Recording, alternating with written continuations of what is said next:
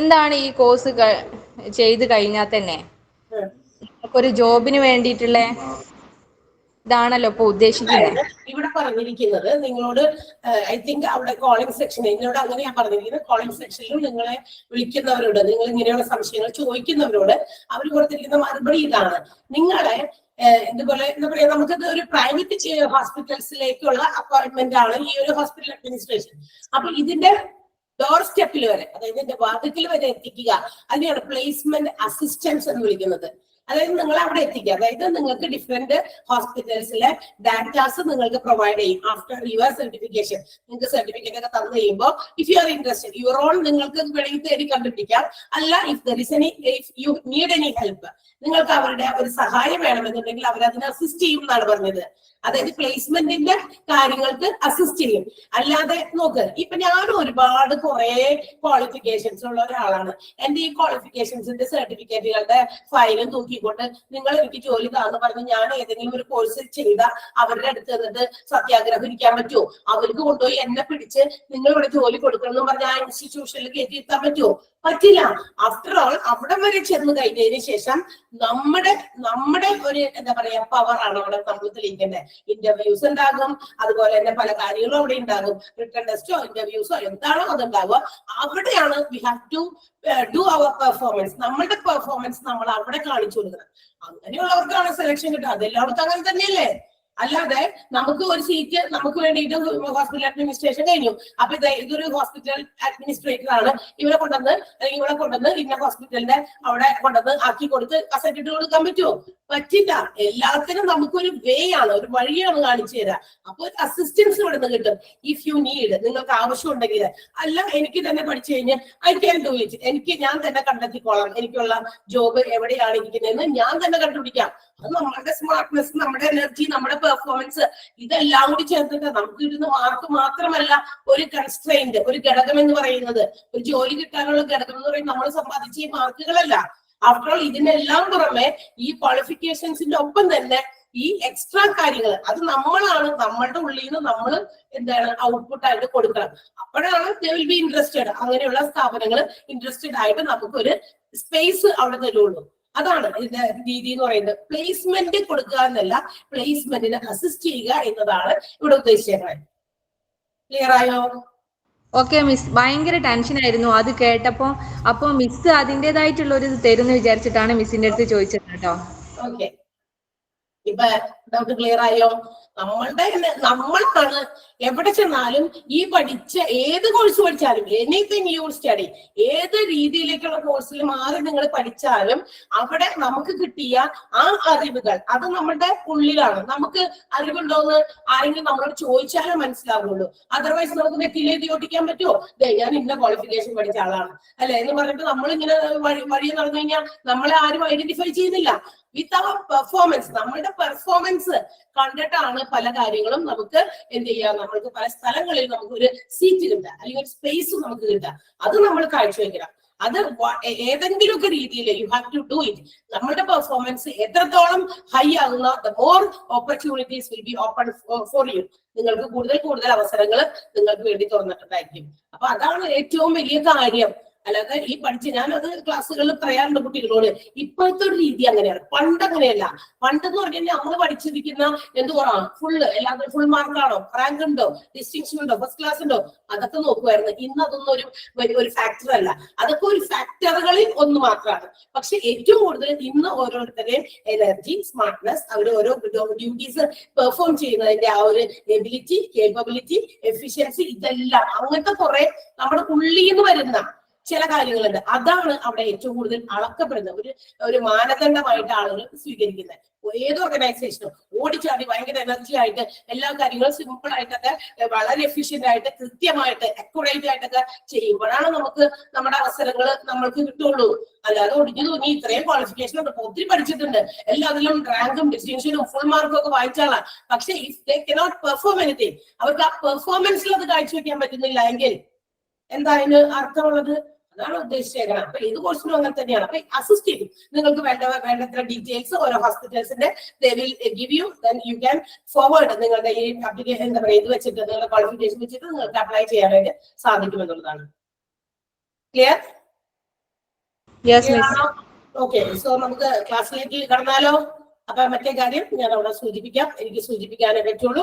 And they have to take the decision for that. Okay, അവരാണ് തീരുമാനങ്ങൾ എടുക്കേണ്ടത്. എനിക്ക് പറഞ്ഞപ്പോ ഞാനതാണ്, ഒരാളല്ലല്ലോ, രണ്ടാളല്ലല്ലോ, ആൻഡ് ആസ് എ ഹോൾ നിങ്ങൾ ഈ എല്ലാവരും കൂടിയാണ് ഈ ഒരു ബാച്ചിൽ. മൊത്തം എത്ര കുട്ടികളുണ്ടെന്ന് എനിക്കറിയില്ല, പക്ഷെ അറ്റ് പ്രസന്റ് 70 സ്റ്റുഡൻസ്, 70 ഇല്ല 68 ഉള്ളൂ, രണ്ടെണ്ണം ഞാനാണ്. അപ്പൊ ഇത് ഇത്രയും കുട്ടികൾ ഇവിടെ ഉണ്ട്. ഒറ്റക്കെട്ടായി പറഞ്ഞതാണ് എങ്കിൽ ഐ ഹാവ് ടു എന്താ പറയാ മേക്ക് ദം നോട്ടീസ്. മാനേജ്മെന്റിന് എനിക്ക് അത് നോട്ടീസിൽ കൊണ്ടുവരണം. അതുകൊണ്ട് ഞാൻ അതവിടെ പറഞ്ഞേക്കാം. ക്ലിയർ? ഓക്കെ, ഐ തിങ്ക് എല്ലാവർക്കും ക്ലിയർ ആയിട്ടുണ്ടെന്നാണ്. സോ നമുക്ക് ക്ലാസ്സിലേക്ക് കിടക്കണം അല്ലേ? In the last class, we have entered to the medical department. അല്ലെ, മെഡിക്കൽ ഡിപ്പാർട്ട്മെന്റിന്റെ എക്സ്പ്ലനേഷൻസിലേക്കാണ്. ഇനി വീണ്ടും നമ്മൾ ആ ബോക്സുകളൊക്കെ കണ്ടു കഴിഞ്ഞു. മെഡിക്കൽ ഡിപ്പാർട്ട്മെന്റുകളിൽ ഏതൊക്കെ ഡിപ്പാർട്ട്മെന്റുകളാണ് അല്ലെങ്കിൽ എന്തൊക്കെയാണ് ഫംഗ്ഷൻ ചെയ്യുന്നത്, ഏതൊക്കെ ഡിപ്പാർട്ട്മെന്റുകൾ മെഡിക്കൽ ഡിപ്പാർട്ട്മെന്റുകളിൽ ഫംഗ്ഷൻ ചെയ്യുന്നുണ്ട് എന്നുള്ളത്. അതിനകത്തെ ഔട്ട് പേഷ്യന്റ് ഡിപ്പാർട്ട്മെന്റ് അല്ലെ, അതിനകത്ത് പ്രധാനമായിട്ടും നമ്മൾ ഔട്ട് പേഷ്യന്റ് ഡിപ്പാർട്ട്മെന്റിൽ വർക്ക് ചെയ്യുന്ന, സർവീസ് ചെയ്യുന്ന ഡിപ്പാർട്ട്മെന്റുകളെ കുറിച്ചിട്ടാണ് നമ്മൾ പറയാൻ പോകുന്നത്. അതിൽ ഒരെണ്ണം നമ്മൾ പറഞ്ഞു കഴിഞ്ഞു. ഏതാ നമ്മൾ പറഞ്ഞത്? An Maria, can you say എന്താ നമ്മൾ പറഞ്ഞേ? ലാസ്റ്റ് ക്ലാസ്സിൽ എവിടെ നിർത്തി എന്നാണ് എന്റെ ചോദ്യം. പറയാമോ? Ann Maria is not the Nikhil, ഒന്ന് പറയാമോ? നിഖിൽ എവിടെയാ നമ്മൾ പറഞ്ഞു നിർത്തിയ? നിഖിൽ, നിഖിൽ പറയേ. സൗണ്ട് വരുന്നില്ലല്ലോ നിഖിൽ. സൗണ്ട് അൺമ്യൂട്ട് ചെയ്തിട്ടുണ്ട്, പക്ഷെ പറയുന്നുണ്ടോ എന്തെങ്കിലും? പറയ് നിഖിൽ ഇല്ല. സോ നമുക്ക് വേറെ ആളിലേക്ക് പോകണം. അൻസിൽ, അൻസിൽ പറയാമോ?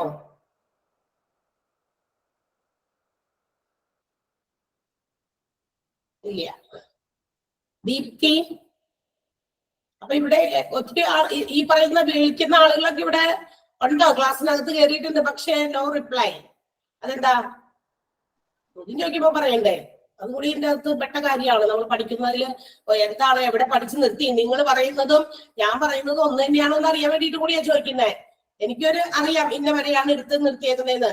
അത് നിങ്ങളുമായിട്ട് എന്താ പറയാ ഒരുപോലെയാണോ, അല്ലെങ്കിൽ ഞാൻ ഉദ്ദേശിച്ചതല്ല, ഇവർ പറയുന്നു അതിനേക്കാൾ കുറവെടുത്ത അല്ലെങ്കിൽ കൂടുതലെടുത്തതെന്നൊക്കെ അറിയാൻ വേണ്ടിയിട്ടാ. ഇപ്പൊ ചോദ്യം ചോദിക്കുമ്പോ ആരുമില്ലല്ലോ. വൈ? ഞാൻ ഓൾ മ്യൂട്ടൊന്നും കൊടുത്തിട്ടില്ല. മ്യൂട്ട് തുറന്നിട്ട് പറയാം. ഷാരി മേഡം, ഔട്ട് പേഷ്യന്റ് ഡിപ്പാർട്ട്മെന്റിലെ കാഷ്വാലിറ്റി മുതൽ ഒഫ്താൽമോളജി വരെ പഠിപ്പിച്ചു. ഒഫ്താൽമോളജി വരെ പഠിപ്പിച്ചു എന്നാണ് ഷാരി പറയുന്നത്. Is she right? അവൾ പറഞ്ഞത് ശരിയാണോ? ഷാരി പറഞ്ഞത് ശരിയാണോ നയന? അതെ മാം. മാം എന്നിട്ട് അടുത്ത ക്ലാസ് മെഡിക്കൽ ഡിപ്പാർട്ട്മെന്റ് തുടങ്ങാൻ എല്ലാവർക്കും ക്ലിയർ ആയിട്ടുണ്ടാവും അല്ലെ? ഒഫ്താൽമോളജി എന്ന് പറയുന്ന ഡിപ്പാർട്ട്മെന്റ് എന്തിനു വേണ്ടിയിട്ടുള്ളതാണ്? ജസ്ന, ജസ്ന പറയാമോ? കണ്ണ് റിലേറ്റഡ് ആയിട്ടുള്ള ഡിസോർഡേഴ്സ് ഓഫ് ഐ അല്ലെ, നമ്മുടെ കണ്ണ് റിലേറ്റഡ് ആയിട്ടുള്ള ട്രീറ്റ്മെന്റിന് വേണ്ടിയിട്ടുള്ള ഒരു സ്ഥലമാണ് ഒഫ്താൽമോളജി അല്ലെ. നിങ്ങൾ പറയുന്നത് ഈ ബോക്സ് വരെ നമ്മൾ എടുത്തു എന്നാണ്. Is it right? Yes ma'am. Okay. Yes ma'am. Okay. Then geriatrics എന്ന് പറയുന്ന ഡിപ്പാർട്ട്മെന്റ് എന്തിനു വേണ്ടിയിട്ടുള്ളതാ? ജെറിയാട്രിക്സ് എന്ന് പറയുന്ന ഡിപ്പാർട്ട്മെന്റ് എന്തിനു വേണ്ടിയിട്ടുള്ളതാണ്? നിഖിൽ, നിഖിൽ സൗണ്ട് ഓൺ ആക്കിയിട്ടുണ്ടെങ്കിൽ ഇങ്ങോട്ട് പറയുന്നത് കേൾക്കുന്നില്ല. So you can mute your sound. Sound mute ചെയ്തോ, അല്ലെങ്കിൽ പിന്നീട് ഡിസ്റ്റർബൻസ് വരും. അതുകൊണ്ടാണ് സൗണ്ട് എന്തോ തുറന്നിട്ടുണ്ട്, പക്ഷെ ആളുടെ സൗണ്ട് ഇങ്ങോട്ട് എത്തുന്നില്ല. അസ്യ ഒന്ന് പറയാമോ? ജെറിയാട്രിക്സ് ഡിപ്പാർട്ട്മെന്റ് എന്തിനു വേണ്ടിയിട്ടുള്ളതാണ്? അസിയ ഇല്ല. ഗീതു എന്തത്? കുറെ ആൾക്കാരും മിണ്ടുന്നില്ലല്ലോ. നമ്മൾ അങ്ങോട്ട് പറയുമ്പോ അവിടുന്ന് നിങ്ങളുടെ പ്രോബ്ലംസിന്റെ സൊല്യൂഷൻസ് നമ്മൾ തന്നില്ലേ. അപ്പൊ എന്റെ പ്രോബ്ലമിനും നിങ്ങളും സൊല്യൂഷൻസ് തരണം. അതായത് എന്റെ പ്രോബ്ലം ഇതാണ്, നിങ്ങൾ ഞാൻ ചോദിക്കുന്ന ചോദ്യത്തിന് ഉത്തരം തരണം. നമ്മൾ ക്ലാസ്സിൽ കയറുന്നവരല്ലേ. പറയട്ടെ? പറയൂ പറയൂ. ആരാത്? അക്കു ഷംസീന. ഷംസീനയാണ് ഞാൻ വിളിച്ച ആളല്ല. അപ്പൊ ഓക്കെ ഓക്കെ പറഞ്ഞോളൂ. പറയൂ ഷംസീന പറയൂ. മാം, ജെറിയാട്രിക്സ് എന്ന് വെച്ചാൽ നമ്മുടെ ഈ പ്രായം ചെന്നവരുടെ കെയറിനെ കുറിച്ചൊക്കെ പഠിക്കുന്നില്ലയോ? Very good. ഓഫ് ചെയ്തോളൂ കേട്ടോ. അതായത് എൽഡർലി പീപ്പിളിന് കിട്ടേണ്ട ഹൈ ക്വാളിറ്റി പേഷ്യന്റ് കെയർ, അതിന് വേണ്ടിയിട്ടുള്ള ഡിപ്പാർട്ട്മെന്റ് ആണ്. അതായത് ഇവർക്ക് വേണ്ടി മാത്രം. അതായത് ഒത്തിരി എൽഡർലി പീപ്പിൾ, അതായത് ഒരു 70 ദിവസമൊക്കെ 70 വയസ്സൊക്കെ കഴിഞ്ഞ ആളുകൾക്ക് ഉണ്ടാകാവുന്ന, അവരെ അലട്ടുന്ന ഇഷ്ടംപോലെ പ്രശ്നങ്ങളുണ്ട്, അവരുടെ ശാരീരികമായിട്ടുള്ള ബുദ്ധിമുട്ടുകൾ. അതിനെല്ലാം കോൺസെൻട്രേറ്റ് ചെയ്ത് പഠിച്ച് അവർക്ക് മാത്രം ഹൈ ക്വാളിറ്റി സർവീസ്, അതായത് നല്ല പേഷ്യന്റ് കെയർ കൊടുക്കുക, നല്ല ഗുണനിലവാരമുള്ള പേഷ്യന്റ് കെയർ കൊടുക്കുക എന്നുള്ള ഉദ്ദേശത്തോടെ ഉള്ള ഒരു ഡിപ്പാർട്ട്മെന്റ് ആണ് ജെറിയാട്രിക്സ് എന്ന് പറയുന്നത്. And what is the department haematology for? Fida Fathima, can you say? Fida Fathima എന്ന് പറയാമോ? പെട്ടെന്നാവണം. ഫിദയില്ല, ഒരുപാട് പേര് ഇല്ലാത്തവരാണല്ലോ. ബ്ലഡ് റിലേറ്റഡ് ആയിട്ടുള്ള വിളിക്കുന്ന ആളുകൾ പറയുകയാണെങ്കിൽ it will B okay, because നമ്മള് അങ്ങനെ ഒരു കാര്യത്തിന് വേണ്ടിയിട്ടാണ്. നിങ്ങളുടെ സൗണ്ടിന്റെ ഒരുപാട് പ്രശ്നങ്ങൾ കുറെ പേരൊക്കെ പറഞ്ഞതുകൊണ്ടാണ് ഇപ്പൊ നമ്മളിവിടെ ക്ലാസ്സുകൾ എടുക്കുന്നത് ഓൾ മ്യൂട്ട് കൊടുത്തിട്ടാണ്. അതിന് കാരണക്കാര് നമ്മൾ തന്നെയാണ്. അതായത് അവിടെ നിന്ന് ഇവിടുന്നൊക്കെ നമ്മളിപ്പോ ക്ലാസ് നടന്നുകൊണ്ടിരിക്കുന്നതിന്റെ സമയത്ത് ഇടയ്ക്കൊക്കെ ഓരോരുത്തര് ഇടയിൽ നിന്ന് കയറി വരുവേ. അപ്പൊ അങ്ങനെ വരുമ്പോ അവര് ഈ വെപ്രാളത്തില് മ്യൂട്ട് ഓഫ് ചെയ്തിട്ടുണ്ടാവില്ല. അപ്പൊ നമ്മളിവിടെ പറയുന്ന കാര്യങ്ങള് എന്ത് ചെയ്യും, ബ്രേക്ക് ചെയ്തായിരിക്കും നിങ്ങളിലേക്ക് എത്താം. അത് റെക്കോർഡഡ് ക്ലാസ്സുകളാണ്, നമുക്ക് കുറച്ച് കൂടുതൽ പ്രശ്നങ്ങൾ ഉണ്ടാക്കുന്നുണ്ട്. അതുകൊണ്ടാണ് നമ്മൾ ഇവിടുന്ന് ക്ലാസ് എടുത്ത് തുടങ്ങിയാൽ ഓൺ മ്യൂട്ട് കൊടുക്കുന്നത്. ഓക്കെ, അതിനുള്ള റീസൺസ് ഒക്കെ ഇവിടെ പറഞ്ഞു കഴിഞ്ഞു. അപ്പൊ അതുകൊണ്ട് അങ്ങനെ ഒരു സംഭവം നമ്മളിൽ നിന്ന് തന്നെ വന്നതുകൊണ്ടാണ് നമുക്ക് അങ്ങനെ ഒരു തീരുമാനം എടുക്കേണ്ടി വന്നത്. പക്ഷെ ക്വസ്റ്റ്യൻ ചോദിക്കുമ്പോൾ ആരോടാണോ സ്പെസിഫൈ ചെയ്ത് ചോദിക്കേണ്ടത്, നമ്മൾ അതിന് വേണ്ടിയിട്ട് അങ്ങനെ ചോദിക്കുന്നത്. അതായത് അതർവൈസ് എല്ലാവരും കൂടി ഇങ്ങനെ പറയുമ്പോഴേ നമുക്കതൊരു ക്ലാസ്സിന് ഡിസോർഡർ ആകാൻ സാധ്യതയുണ്ട്. അതുകൊണ്ടാണ് പറഞ്ഞത്.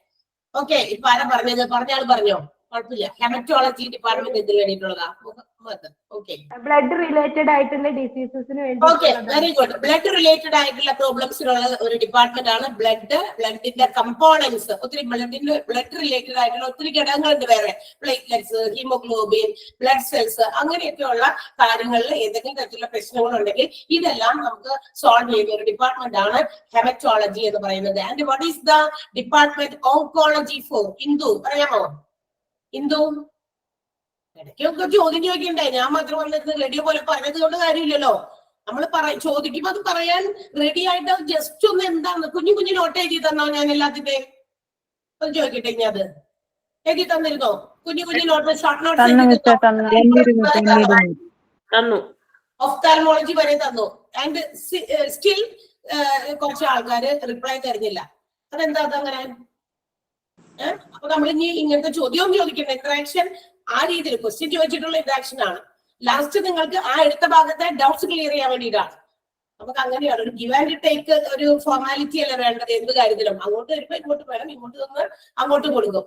ഓക്കെ, അപ്പൊ നിങ്ങൾ അതിന് വേണ്ടിയിട്ട് ഒന്ന് ജസ്റ്റ് ഒന്ന് എന്താണ്, അപ്പൊ നോട്ട് നമ്മൾ വെറുതെ എഴുതിയതല്ല, അതൊന്ന് വായിക്കാൻ ഷോർട്ട് നോട്ടായിട്ട് ഇതുപോലെ എന്തെങ്കിലും ഇന്ന ഇത്രയും കാര്യം പഠിച്ചു. Medical department is divided into IPD and OPD.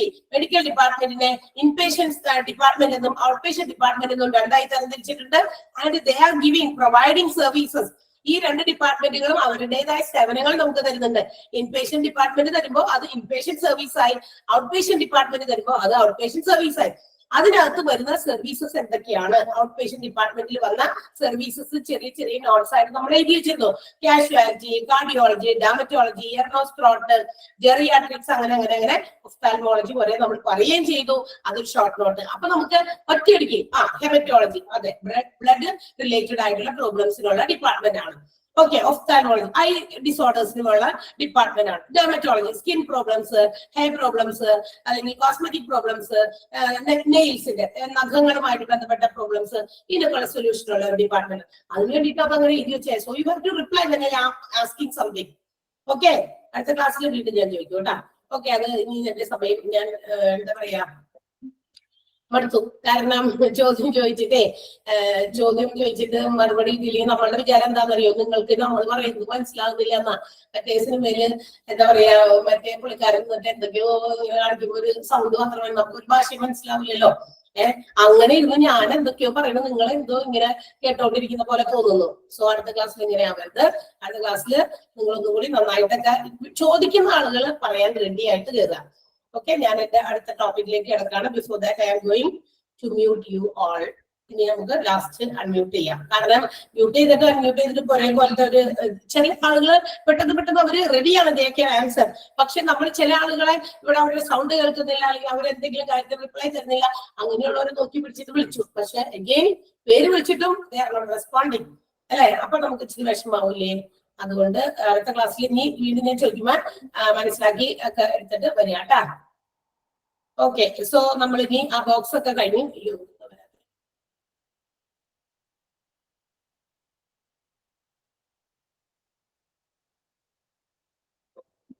Okay, അപ്പൊ നമ്മള് അടുത്തത് ടോപ്പിക്കുകളിലേക്ക് പോവുകയാണ്. അതായത് നമ്മൾ പറഞ്ഞു മെഡിക്കൽ ഡിപ്പാർട്ട്മെന്റിലെ out patient department provides many services. ഒരുപാട് സേവനങ്ങൾ ഔട്ട് പേഷ്യന്റ് ഡിപ്പാർട്ട്മെന്റ് കൊടുക്കുന്നുണ്ട്. അത് നമ്മൾ കുഞ്ഞുതായിട്ട് പഠിച്ചു. Now we are going to study in detail. ഓരോ ഡിപ്പാർട്ട്മെന്റിനെ കുറച്ചുകൂടി ഡീറ്റെയിൽ ആയി നമുക്കൊന്ന് പഠിക്കാം. അപ്പോൾ medical department in that OP department, that is out patient department എന്താണ് നമുക്കൊന്ന് അറിയാം. എന്തൊക്കെയാണ് നമ്മൾ കുറച്ച് കാര്യങ്ങളൊക്കെ OP ഡിപ്പാർട്ട്മെന്റ് എന്താണെന്ന് പറഞ്ഞു. അതായത് നമ്മള് ഒരു എന്താ പറയാ ഹോസ്പിറ്റലിൽ വരുമ്പോൾ നമ്മൾ ആദ്യം കാണുന്ന ഒരു വിഭാഗമാണ് എന്ന് വെച്ചാൽ നമുക്ക് ചീട്ട് എഴുതിക്കാൻ. നമ്മൾ സാധാരണ OP വിഭാഗത്തിൽ പോകുന്നു, ചീട്ട് എഴുതിക്കുന്നു. നമ്മൾക്ക് ഏത് ഡോക്ടറെയാണോ കൺസൾട്ട് ചെയ്യേണ്ടത് സ്പെസിഫൈ ചെയ്ത് നമുക്ക് ആളുടെ പേര് പറയണമെങ്കിൽ അങ്ങനെ പറയാം. അതർവൈസ് ഒരു കോമൺ ആയിട്ടുള്ള സാധാരണ ഉണ്ടാകുന്ന പനി അല്ലെങ്കിൽ തലവേദന, തുമ്മല് മാറുന്നില്ല, നമുക്കൊരു ഫിസിഷ്യനെ കൺസൾട്ട് ചെയ്താലും മതിയെങ്കിൽ സോ ദാറ്റ് അവര് നമുക്ക് ചീട്ട് എഴുതി ഇന്നാളെ റെഫർ ചെയ്യാൻ പറയുന്നു. എന്നിട്ട് നമ്മൾ അവിടെ വെയിറ്റ് ചെയ്യണം ഡോക്ടർക്ക് വേണ്ടി, അല്ലെ, നമ്മളുടെ ടേൺ ആകുന്നത് വരെ. അപ്പൊ അതിന് വേണ്ടിയിട്ടുള്ള ഡിപ്പാർട്ട്മെന്റ്. അത്ര നമുക്ക് കാര്യങ്ങൾ അറിയാം. ഇത്രയും കാര്യം നമുക്ക് ഓൾറെഡി യൂഷ്വലി നമുക്ക് അറിയാവുന്ന കാര്യമാണ്. ബിക്കോസ് നമ്മൾ എല്ലാവരും തന്നെ വൺസ് ഓർ മോർ നമ്മൾ എപ്പോഴും ഹോസ്പിറ്റലിൽ പോയിട്ടുള്ളവർ തന്നെയാണ്. നൗ ഇതിനപ്പുറം വല്ലതുകൊണ്ടോ നമുക്ക് നോക്കാം. Here it is. അവിടെ ഒരു കുറച്ച് എക്സ്പ്ലനേഷൻ നമുക്ക് തന്നിട്ടുണ്ട്. OPD എന്താണ്? Out patient department. The people in this department come for the consultation for a day and they are not coming to the hospital for admission. ഇവിടെ ഹോസ്പിറ്റലിൽ OP വിഭാഗത്തിൽ വരുന്ന പേഷ്യൻസ് പ്രധാനമായിട്ടും വരുന്നത് ഒരു കൺസൾട്ടേഷന് വേണ്ടി മാത്രമാണ്, അല്ലാതെ അവിടെ അഡ്മിറ്റ് ആക്കപ്പെടാൻ വേണ്ടിയിട്ടല്ല. അപ്പൊ നിങ്ങൾ ചോദിക്കും, എന്നാ OPയിൽ വന്ന് ഡോക്ടറെ കണ്ടിട്ട് അഡ്മിറ്റ് ആകാറില്ലേ? ഓഫ് കോഴ്സ്, തീർച്ചയായിട്ടും ഉണ്ട്. After the consultation only. അതായത് കൺസൾട്ടേഷൻ കഴിഞ്ഞ് നമ്മളുടെ രോഗത്തിന്റെ സീരിയസ്നെസ് മനസ്സിലാക്കി ഡോക്ടർക്ക് ചിലപ്പോൾ ഫർദർ എന്തെങ്കിലും കാര്യങ്ങൾ പഠിക്കാനുണ്ട്, അല്ലെങ്കിൽ ട്രീറ്റ് ചെയ്യാനുണ്ട്, അല്ലെങ്കിൽ നോക്കിയപ്പോ അറ്റ് പ്രസന്റ് അവർക്ക് വലിയ പ്രശ്നമൊന്നും തോന്നില്ല, എന്നാൽ എന്തുകൊണ്ട് രോഗം മാറുന്നില്ല, അപ്പൊ അതിന് ഫർദർ ഇൻവെസ്റ്റിഗേഷൻസ് ചിലപ്പോൾ അവർക്ക് നടത്തേണ്ടി വരും. അപ്പൊ ചില ടെസ്റ്റുകൾ നടത്തേണ്ടി വരും, ചിലപ്പോൾ ഇഞ്ചക്ഷൻസ് കൊടുക്കേണ്ടി വരും റെഗുലർ ആയിട്ട് 3 times a day ഒക്കെ കൊടുക്കേണ്ടി വരുന്നെങ്കിൽ കാലത്ത് പോയി ഒരു ഇഞ്ചക്ഷൻ എടുത്തു, ഉച്ചയ്ക്ക് വന്നു, അടുത്ത അങ്ങനെയല്ല. അപ്പൊ ചിലപ്പോ അങ്ങനെയൊക്കെയുള്ള സമയത്ത് ഡോക്ടേഴ്സ് വേണമെങ്കിൽ സജസ്റ്റ് ചെയ്യാം കിടക്കണം എന്ന്, അല്ലെ. അത് OPയിൽ പോകുന്നതിന്റെ ഉദ്ദേശം പക്ഷെ എന്താണ്? Only four consultation. നമുക്കൊന്ന് കൺസൾട്ട് ചെയ്ത് തിരിച്ചു പോരണം, ആസ് സൂൺ ആസ് പോസിബിൾ തിരിച്ചു വരണം എന്നാണ്. കാരണം വേറെ എവിടെ പോയാലും കുറച്ചു നേരം നമുക്ക് അവിടെ സ്പെൻഡ് ചെയ്യാൻ ആഗ്രഹിക്കും, നമ്മുടെ വിഷയം. പക്ഷെ ഇനി ഹോസ്പിറ്റൽ നമ്മൾ ആഗ്രഹിക്കാത്ത സ്ഥലമാണ്. കുറച്ചധികം നേരം നമ്മുടെ സ്പെൻഡ് ചെയ്തിട്ട് പോരാം എന്ന് നമ്മൾ വിചാരിക്കില്ല. നമ്മുടെ സ്വന്തക്കാരുടെ വീട്ടിൽ പോകുന്ന പോലെയോ, അല്ലെങ്കിൽ ഹോട്ടലിൽ മുറിയെടുക്കാൻ പോകുന്നത് പോലെയോ, റെസ്റ്റോറന്റിൽ പോകുന്ന പോലെയോ ഒന്നും അല്ല, അല്ലെ. ഹോസ്പിറ്റൽ എന്ന് പറഞ്ഞാൽ എത്രയും പെട്ടെന്ന് പോയി ഡോക്ടറെ കാണുക, പെട്ടെന്ന് തിരിച്ചു വരിക എന്നാണ് നമ്മുടെ ഉദ്ദേശം. അപ്പൊ ഇതുപോലെ തന്നെ കൺസൾട്ടേഷന് വേണ്ടി മാത്രമാണ് വരിക. And they are not going to take any admission in the hospital. ഇവിടെ അഡ്മിഷന് വേണ്ടി നമ്മൾ ആഗ്രഹിക്കുന്നില്ല. And the patients ask for some advice from the part of the doctor. നമ്മൾ എന്ത് ചെയ്യുന്നു? നമ്മൾ ഡോക്ടറെ പോയി കാണുന്നു, നമ്മളുടെ ടേൺ വരുമ്പോൾ നമ്മൾ കാത്തിരുന്ന് നമ്മുടെ ടേൺ വരുമ്പോൾ അകത്തേക്ക് കയറുന്നു, ഡോക്ടറെ കാണുന്നു. So doctor will advise something, നമ്മളോട് നമ്മുടെ രോഗവിവരങ്ങളൊക്കെ അന്വേഷിക്കുന്നു.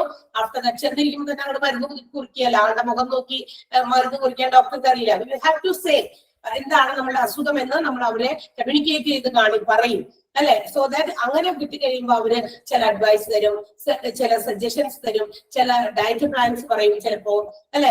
ഇനി മാത്രമല്ല അലോങ് വിത്ത് ദാറ്റ് ഈ പറയുന്ന കാര്യങ്ങൾക്ക് ഉൾപ്പെടെ അതൊക്കെ നമ്മൾക്ക് കേൾക്കാനേ പറ്റുള്ളൂ. അതിനോടൊപ്പം അത് നമ്മൾ അനുസരിക്കണം. കേട്ടിട്ട് അപ്പൊ അത് പുറത്തിറങ്ങി കഴിയുമ്പോൾ ഒരു ഉദാഹരണമൊക്കെ പറഞ്ഞു, അതാരെ അന്വേഷിക്കാൻ പോകുന്നു അല്ലെങ്കിൽ അനുസരിക്കാൻ പോകുന്നു, മരുന്നുണ്ടോ, മരുന്ന് കഴിക്കാം, അതിന് വേണ്ടിയാണ്. ഡയറ്റ് നോക്കാൻ എന്നെ കൊണ്ട് പറ്റില്ല, എക്സസൈസ് ചെയ്യാൻ പറഞ്ഞു എന്നെ കൊണ്ട് പറ്റില്ല, അങ്ങനെ പറയാൻ പാടില്ല, അല്ലെ. വാട്ട് ഓൾ തിങ്സ് ഈ സജസ്റ്റഡ് ബൈ ദ ഡോക്ടർ, നമ്മൾക്ക് തരുന്ന advice, suggestions, diet plan, exercise, what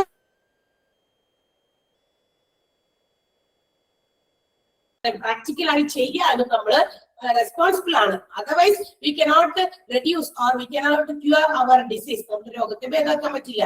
അപ്പൊ അത് എന്താ പറയാ, ഡോക്ടർ എഴുതി തരുന്നു, മരുന്നും അതോടൊപ്പം കുറിക്കുന്നു. And we have to follow that for a particular period of time. ചിലപ്പോൾ 2 ദിവസത്തേക്കോ 3 ദിവസത്തേക്കോ ആ ഡോക്ടർ പറഞ്ഞ രീതിയിൽ നമ്മളത് ചെയ്യേണ്ടി വരും. After that if the doctor is asking to come for a follow up, അതിനുശേഷം പിന്നെ ചിലപ്പോൾ ഡോക്ടർ വേണമെങ്കിൽ നമ്മളോട് പറയാം 2 ദിവസം കഴിഞ്ഞ് ഒന്ന് വന്ന് വിവരം പറയൂ. കുറഞ്ഞു കഴിഞ്ഞാൽ തീരെ കുഴപ്പമൊന്നുമില്ല എങ്കിൽ ഓക്കെ ഇറ്റ്സ് ഓക്കെ, വേണ്ട വരണ്ട എന്നൊക്കെ വേണമെങ്കിൽ ചിലപ്പോൾ പറയും. അപ്പൊ അതനുസരിച്ച് നമ്മൾ പ്രവർത്തിക്കുക. അങ്ങനെയൊക്കെയാണ്. അപ്പൊ ഫോളോ അപ്പിന് വേണ്ടി വരാൻ പറയുകയാണെങ്കിൽ you have to do that. 3 ദിവസം 2 ദിവസം ഒക്കെ കഴിച്ചു അത് കഴിയുമ്പോൾ ഒന്ന് വന്ന് വിവരം പറയാൻ പറയുമ്പോ കുറഞ്ഞല്ല ഇനിയിപ്പോ പോണ. നമ്മൾ പലരും അങ്ങനെയാണ്, എല്ലാവരും തന്നെ, മെജോറിറ്റി ഓഫ് ദ പീപ്പിൾ അങ്ങനെ തന്നെയാണ്. ചിലപ്പോ അത് കൃത്യമായിട്ട് അച്ചടിച്ച പോലെ ശ്രദ്ധിക്കുന്നവര് ചിലർ ചുരുക്കം കുറച്ച് റെയർ ആളുകളെ ഉണ്ടാകുള്ളൂ. നമ്മളെന്താണ്, ഒരു വശത്ത് രോഗം വന്നു കഴിഞ്ഞ് കുറച്ച് മരുന്ന് നമ്മൾ എടുത്തു കഴിയുമ്പോ നമുക്ക് ഭേദമായി കുറഞ്ഞു, അപ്പൊ എന്താണ് പിന്നെ നമ്മൾ ആ വഴിക്ക് പോകില്ല, വേണ്ട അത് പോട്ടെ. ഒത്തിരി ഫാക്ടേഴ്സ് ഉണ്ട് അതിന്റെ പിന്നില്. കാശ് പോകുന്നുള്ള വിചാരമുണ്ട്, പിന്നെ അവിടെ ചെന്ന് കഴിഞ്ഞാൽ ഇനി വേറെ ടെസ്റ്റ് പറയുമെന്ന വിചാരമുണ്ട്, പിന്നെ ആ സമയം വെറുതെ ടൈം നമുക്ക് വേസ്റ്റ് ആണ്, അങ്ങനെയുണ്ട്, സമയം ഇല്ലാത്തവരുണ്ട്, ഒത്തിരി ഫാക്ടേഴ്സ് കൊണ്ട് നമ്മൾ ചിലപ്പോൾ ആ വഴിക്ക് പോകുന്നില്ല. പക്ഷെ ആക്ച്വലി ഇതൊക്കെ ചെയ്യേണ്ടതാണ് നമ്മള്. പക്ഷെ നമ്മൾ ശ്രദ്ധിക്കാറില്ല. നമ്മൾ തന്നെ ചില സമയത്ത് ഡോക്ടേഴ്സ് ആകും അല്ലെ, രോഗം മാറി കുഴപ്പമൊന്നുമില്ല ഇനിയിപ്പോ ഓക്കെയാണ്, ഹെൽത്ത് ഒക്കെ വളരെ ഗുഡായി മാറി, നോ പ്രോബ്ലം എന്നൊക്കെ വിചാരിച്ച് നമ്മളത് നടക്കും. അപ്പൊ വട്ടം ഇറ്റ് മേ ബി നമ്മളത് ചെയ്യണം. ഫോളോ അപ്പിന് വേണ്ടി ചെല്ലാൻ പറഞ്ഞു കഴിഞ്ഞാൽ നമ്മൾ ചെല്ലണം. ഇനി പേഷ്യൻസിന്റെ treatment within the boundaries of the hospital only last for a day എന്ന് പറഞ്ഞാൽ എന്താ അർത്ഥം? അതായത് നമ്മളുടെ ആ ഹോസ്പിറ്റലിൽ നമ്മൾ ചെലവഴിക്കുന്ന ആ സമയം എന്ന് പറയുന്നത് വെറും ഒരു ദിവസത്തേക്ക്, ലെസ് ദാൻ 1 day, അതിൽ കൂടുതൽ നമ്മളവിടെ സ്പെൻഡ് ചെയ്യുന്നില്ല. അതിൽ കൂടുതലായാൽ എന്താകും? അപ്പൊ പേര് മാറി എന്താകും? ഇൻ പേഷ്യന്റ് ആകും. ഓക്കെ, അന്നേരം പേഷ്യന്റ് ഇൻ പേഷ്യന്റ് ആയിട്ട് മാറും. അപ്പൊ ഔട്ട് പേഷ്യന്റ് ആണ് വിഭാഗമെങ്കിൽ തീർച്ചയായിട്ടും നമ്മൾ ആ ബൗണ്ടറിയിൽ ഒരു ദിവസത്തിൽ കൂടുതൽ സ്പെൻഡ് ചെയ്യാൻ ആഗ്രഹിക്കുന്നവരല്ല. അപ്പൊ അതിനു വേണ്ടിയിട്ട് മാത്രം, അപ്പൊ ഒരു ഡേയുടെ ട്രീറ്റ്മെന്റ് എടുക്കാൻ വേണ്ടി അഡ്മിഷൻ അല്ലാതെ നമ്മൾ കൺസൾട്ടേഷന് വേണ്ടി മാത്രം പോകുന്ന ഒരു ഇടമാണ് OPD എന്ന് പറയുന്നത്. ആൻഡ് ഈ OPDക്ക് ഒരു പ്രത്യേകതയുണ്ട്, അതിനൊരു സ്പെസിഫിക് ടൈം ഉണ്ട്. എന്ന് വെച്ചാൽ OP works only for a specific time in a day. ഒരു ദിവസത്തിൽ ഇത്ര ഒരു സമയം ആണ് ഒരു OP പ്രവർത്തിക്കുന്നത്. ചിലപ്പോൾ 9 മണി ടു 5 മണിയാകാം, 10 മണി ടു 6 മണിയാകാം. അത് ഓരോ ഹോസ്പിറ്റൽസിന്റെ നോംസ് അനുസരിച്ചിട്ടാണ്, അവരുടെ റൂൾസ് ആൻഡ് റെഗുലേഷൻസ് അനുസരിച്ചിട്ടായിരിക്കും. എല്ലാ ഹോസ്പിറ്റൽസിലും ഒരേ സമയം ആകണമെന്ന് നിർബന്ധമൊന്നുമില്ല. ഓക്കെ, അപ്പൊ ഇന്ന ഹോസ്പിറ്റലില് ചിലപ്പോ അവിടുത്തെ OP സമയം 9 to 4 ആണ്, അല്ലെങ്കിൽ 10 to 2 ആണ് OP സമയം പ്രവർത്തിക്കുന്നുള്ളൂ. അങ്ങനെയൊക്കെ ഉണ്ട്. അത് അവരുടെ സിറ്റുവേഷൻസ് അനുസരിച്ച് അല്ലെങ്കിൽ അവരുടെ റൂൾസ് അനുസരിച്ച് അത് ഡിഫർ ചെയ്തിരിക്കും, മാറിക്കൊണ്ടിരിക്കും. വട്ടെവർ ഇറ്റ് മേ ബി അതിനൊരു സ്പെസിഫിക് ടൈം ഉണ്ടായിരിക്കും ഏതിന്? OP വിഭാഗത്തിന്. മാത്രമല്ല OP ഡിപ്പാർട്ട്മെന്റില് ആ ഒരു വിഭാഗം ഹാൻഡിൽ ചെയ്യുന്നത് ആരായിരിക്കും? കൺസൾട്ടേഷൻ ഡോക്ടേഴ്സ് ആയിരിക്കും. Usually consultation doctors handle OPD. കാരണം ആ സമയത്ത് ആ OP വിഭാഗം എപ്പോ പ്രവർത്തിക്കുന്നു? 10 മുതൽ 5 വരെ, എന്താ പറയാ 8 മുതൽ 4 വരെ എന്ന് പറയും ആ ടൈം പീരീഡിലാണെങ്കിൽ ആ ടൈമിൽ വർക്ക് ചെയ്യുന്ന ഡോക്ടേഴ്സ്, അവരെ നമ്മൾ കൺസൾട്ടേഷൻ ഡോക്ടേഴ്സ് എന്ന് വിളിക്കാം. അതിനുശേഷം ആഫ്റ്റർ ദാറ്റ് നമ്മൾ വിചാരിക്കും OP സമയം കഴിഞ്ഞ മനുഷ്യന്മാർക്ക് രോഗം വരാൻ പാടില്ലേ? അതായത് രോഗം വരാം, പക്ഷെ എമർജൻസി സിറ്റുവേഷൻസിൽ ഉണ്ടാകുന്ന രോഗം.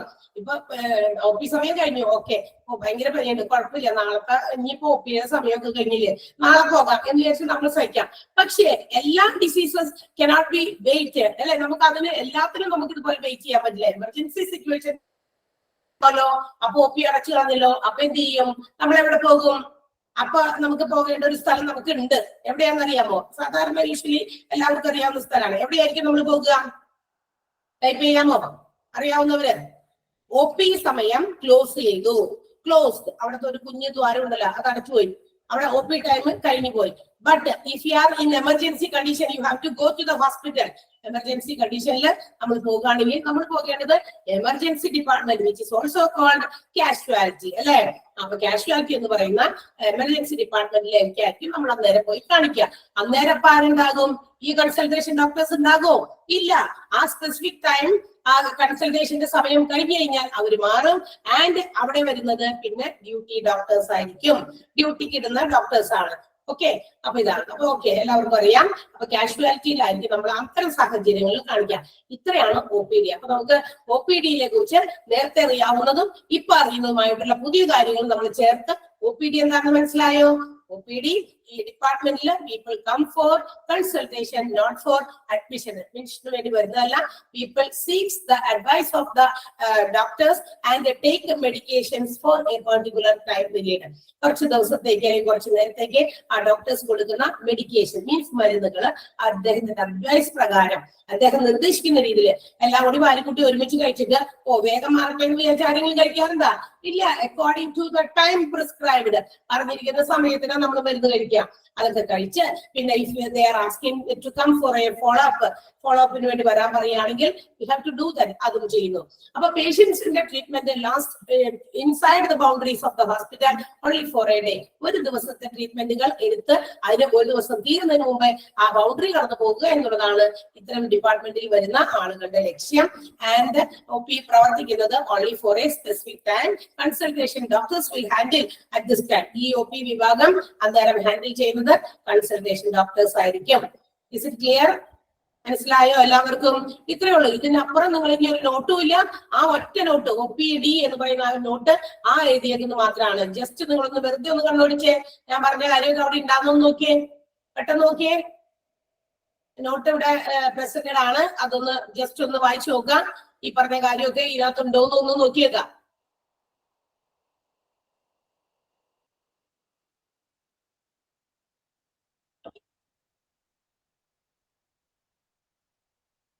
Is there any doubt?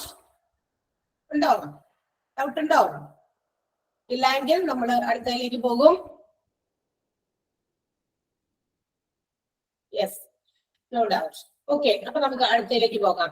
So നമ്മൾ പറഞ്ഞു OP department, out patient department എന്ന് പറയുന്നത് നമ്മളുടെ എന്താ പറയാ ഹോസ്പിറ്റലിന്റെ മെഡിക്കൽ ഡിപ്പാർട്ട്മെന്റിലെ ഏറ്റവും ഇമ്പോർട്ടന്റ് ആയിട്ടുള്ള ക്ലാസിഫിക്കേഷൻ ആണ്. ഇനി നമ്മൾ ഔട്ട് പേഷ്യന്റ് ഡിപ്പാർട്ട്മെന്റ് എന്താണെന്ന് കണ്ടു. ഇനി ഈ ഡിപ്പാർട്ട്മെന്റിൽ പ്രവർത്തിക്കുന്ന വിവിധങ്ങളായിട്ടുള്ള ഡിപ്പാർട്ട്മെന്റുകളെയാണ് നമ്മൾ ഇനി ഇൻട്രൊഡ്യൂസ് ചെയ്യാൻ പോകുന്നത്. ഓക്കെ, അപ്പൊ നമുക്ക് ഓരോന്നായിട്ട് പരിചയപ്പെടാം. നമ്മൾ ആ ബോക്സിൽ കണ്ട സാധനം തന്നെയാണ്, പക്ഷെ അത് കൂടാതെയും ചില ഡിപ്പാർട്ട്മെന്റുകൾ ഈ നോട്ടിൽ എക്സ്പ്ലെയിൻഡ് ആയിട്ടുള്ള നോട്ടിൽ വന്നിട്ടുണ്ട് കേട്ടോ.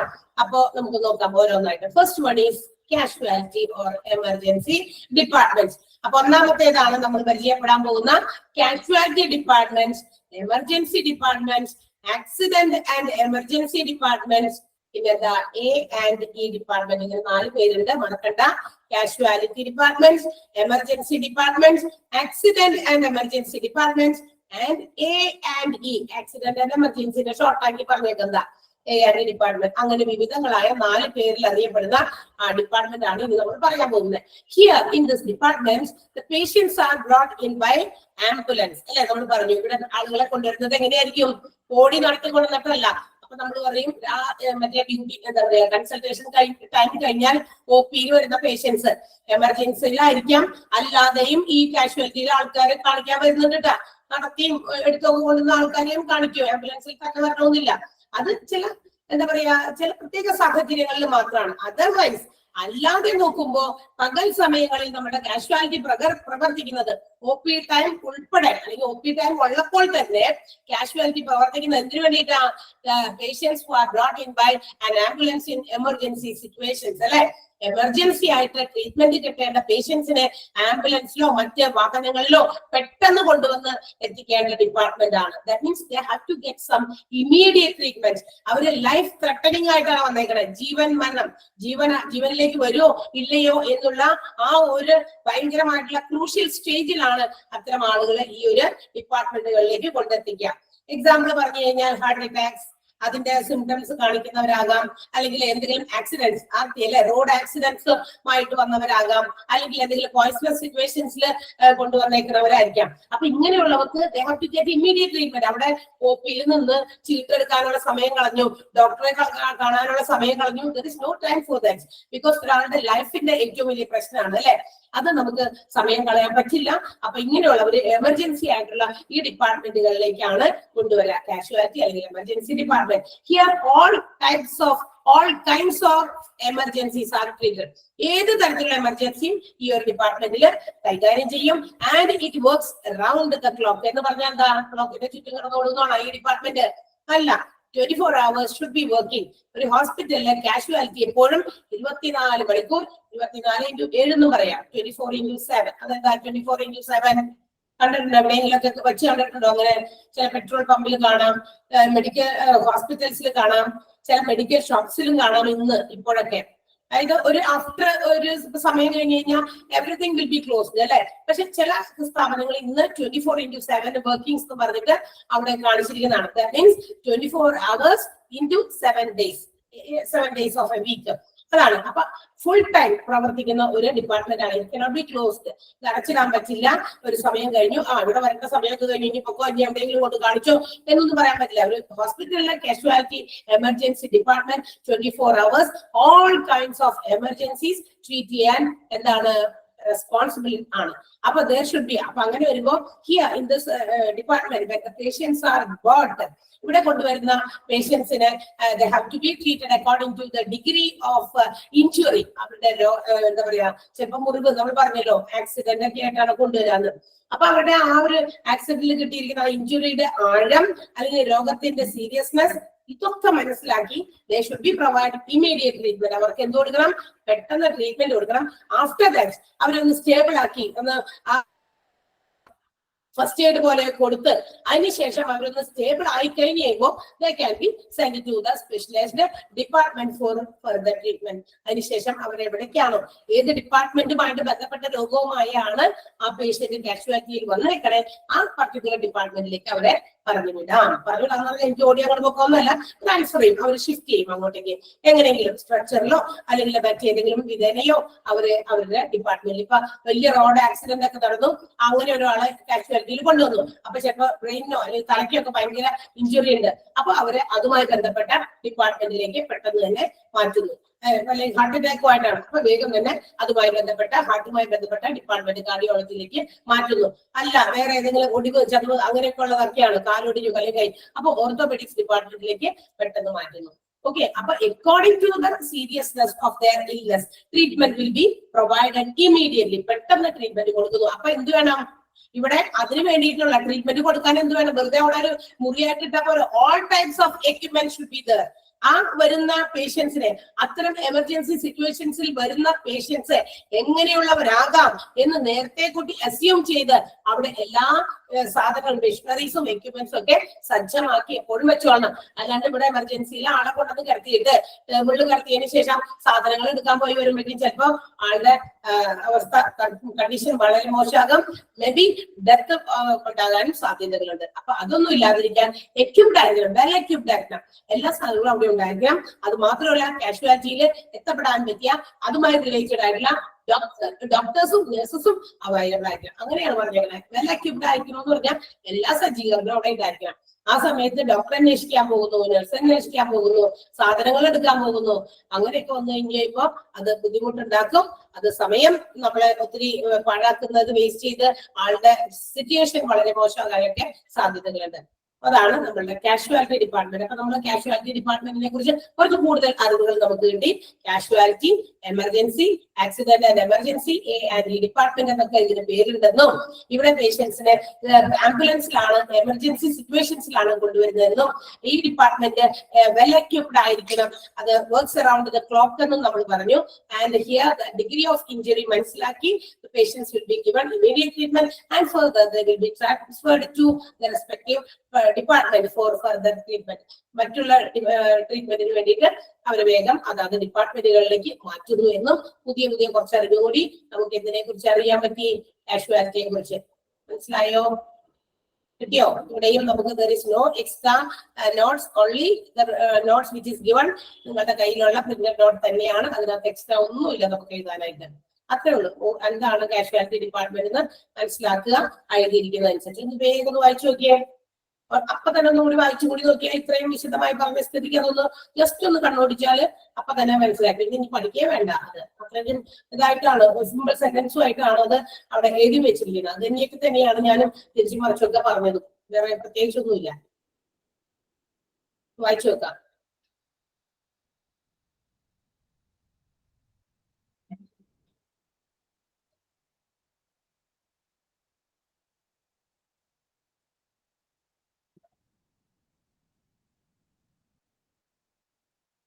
ഓക്കെ.